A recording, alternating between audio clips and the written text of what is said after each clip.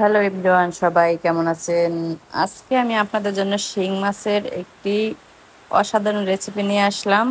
তো আমি আমার নিজের মতোই যেভাবে রান্না করি, প্রথমে হলুদ দিয়ে মাছটাকে ভালো করে ভেজে নেব। তো এদিকে পেঁয়াজ আর আলু কেটে নিয়েছি এভাবে।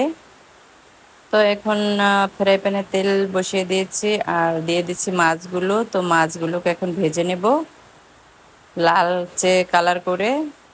দেখুন, তো এভাবে ভেজে নেওয়ার পরে এখন এদিকে প্যানে আমি কিছু পেঁয়াজ কুচি দিয়েছি, এটাকে একটু কাঁচা গন্ধটা ছাড়িয়ে নিচ্ছি। আর কাঁচা গন্ধ চলে গেলে এখন আমি এটাকে নামিয়ে রাখবো।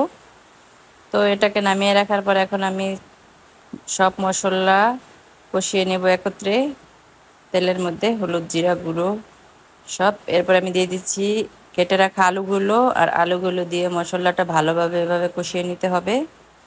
আর কষানো হয়ে গেলে আমি পরিমাণ মতো পানি দিয়ে দিয়েছি। তো এখন অপেক্ষা করব এটা বলক আসার। তো বলক চলে এসেছে, এখন আমি এর মধ্যে সেই ভেজে রাখা শিং মাছগুলো দিয়ে দিচ্ছি আর দিয়ে দিচ্ছি কিছু কাঁচামরিচ। তো কাঁচামরিচের ফ্লেভারটা আমার খুবই ভালো লাগে, তাই আমি সব রান্নার ভিতর কাঁচামরিচ ব্যবহার করি।